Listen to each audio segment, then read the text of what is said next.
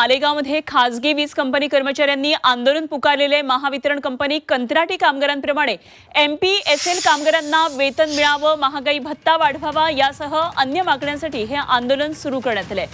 कालीकुट्टी परिसरामधल्या वीज उपकेंद्रासमोर हे धरणं आंदोलन छेडलंय आणि कंपनीच्या अधिकाऱ्यांशी वारंवार चर्चा करून सुद्धा ही समस्या सुटत नाहीये आणि त्यामुळे आता कर्मचारी आक्रमक झालेत। या आंदोलनामुळे शहरातल्या अनेक ठिकाणी वीज पुरवठा खंडित झालेला आहे।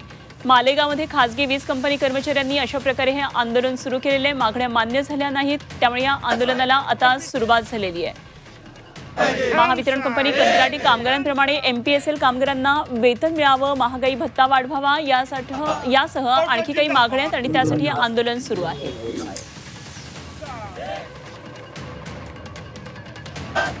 एमपीएसएल कामगारांना